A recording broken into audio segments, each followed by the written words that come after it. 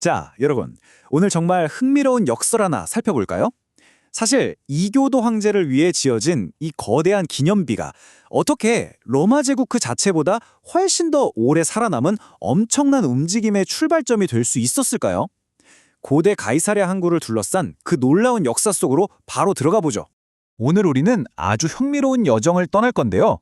헤롯의 엄청난 정치적 야망부터 시작해서 바다를 정복한 진짜 놀라운 고대 건축술, 그리고 이것이 어떻게 세계 선교의 관문이 되었는지, 마지막으로 이 역사에서 얻을 수 있는 시대를 초월한 영적 교훈까지 쭉 한번 짚어보겠습니다. 자, 그럼 첫 번째로 헤롯의 거대한 정치적 야망에 대해 얘기해보죠. 기원전 22년에서 10년 사이 아우구스투스 황제를 위해 지어진 이 도시의 시작점입니다. 1세기 당시 예루살렘과 가이사랴의 상황을 비교해보면 정말 기가 막힌데요. 예루살렘이 유대교의 영적인 심장부 역할을 했다면 가이사랴는 그야말로 로마의 힘, 즉 정치적인 근력을 뽐내는 곳이었어요. 본디오 빌라도 같은 로마 총독들이 머물던 군사와 행정의 중심지였죠.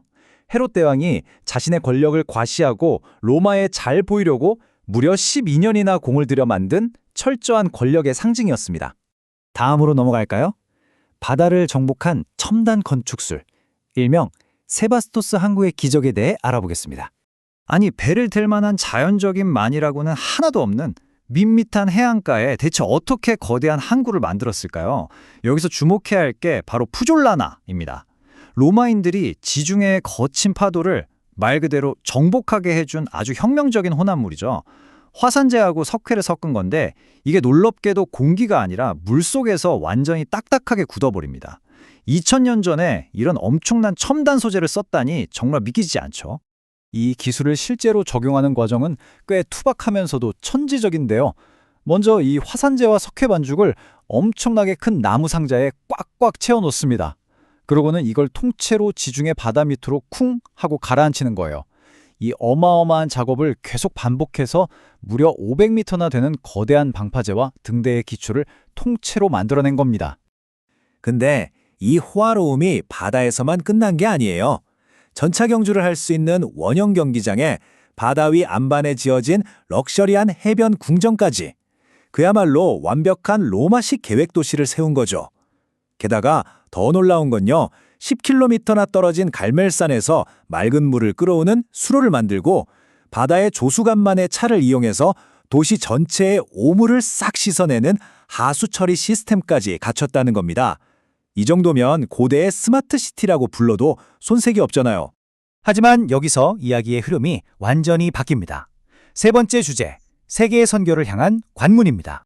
인간의 엄청난 야망으로 지어진 이 정치적 요충지가 어떻게 시간이 지나면서 영적인 진원지로 탈바꿈했는지 그 역사적 흐름을 한번 따라가 보죠.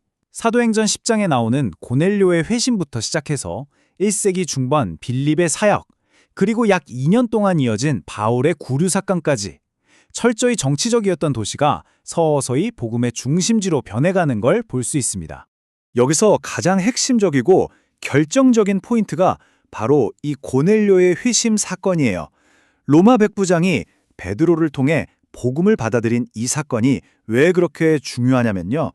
유대인이라는 굳건한 민족적 장벽을 처음으로 허물고 이방인 세계로 공식적으로 뚫고 들어간 말 그대로 역사적인 출발점이었기 때문입니다.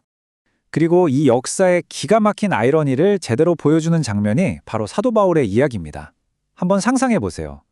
헤롯이 자기 영광을 뽐내려고 그토록 호화롭게 지어놓은 바로 그 해변 궁전에 바울이 쇠사슬에 묶인 채 죄수로 갇혀 있는 겁니다. 그런데 바울은 오히려 그 감옥 안에서 벨릭스, 베스도 같은 총독들과 아그리빠 왕 앞에서 너무나도 당당하게 진리를 선포하고 자신의 신앙을 변호합니다. 정말 소름 돋는 반전 아닌가요? 자, 이제 마지막 네 번째 주제입니다. 시대를 초월한 영적 교훈. 우리가 살펴본 자료의 개혁주의 청교도 관점에서 세 가지 중요한 통찰을 끌어내 보겠습니다. 첫 번째 교훈은요. 비록 헤롯이 로마 황제에게 잘 보이려고 이 거대하고 화려한 도시를 세웠지만 결국 이 모든 문명과 기술은 더 높은 하나님의 주권 아래에서 복음 전파를 위한 완벽한 도구로 사용되었다는 점입니다. 인간의 세속적인 목적이 궁극적으로는 완전히 다른 차원의 목적으로 재편성된 거죠. 두 번째 교훈은 베드로가 로마 백부장 고넬료의 집에서 깨달았던 그 진리입니다. 하나님은 결코 사람을 차별하지 않으신다는 거죠. 구원과 자비는 처음부터 어느 한 집단만의 전유물이 아니었다는 사실을 가이사랴에서 일어난 이 일련의 사건들이 아주 생생하게 증명해주고 있습니다. 그리고 세 번째 교훈, 감옥에 갇힌 바울이 몸소 증명했듯이 말씀이 가진 그 강력한 생명력은 무거운 쇠사슬이나 가혹한 환경 따위로는 절대 가둬둘 수 없다는 사실입니다. 어떤 상황 속에서도 진리는 뻗어나간다는 걸 보여주죠. 그래서 이 기가 막힌 대조를 다시 한번 요약해보자면 이렇습니다. 로마의 자부심과 인간의 거대한 야망을 상징하던 최고의 결과물이 역사 속에서는 전혀 예상치 못하게 전 세계를 축복하는 놀라운 통로로 완전히 뒤바뀌어 버린 겁니다.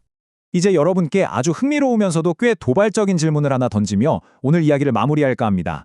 고대의 이 거대한 도시 전체가 처음의 목적과는 완전히 다르게 훨씬 더 위대한 목적을 위해 쓰임 받을 수 있었다면, 그렇다면 오늘날 여러분이 가진 기술과 재능, 그리고 자원은 어떻게 더 크고 가치 있는 목적을 위해 사용될 수 있을까요? 이 질문 오늘 하루 꼭 한번 마음속에 품고 고민해 보셨으면 좋겠습니다. 함께 해주셔서 감사합니다.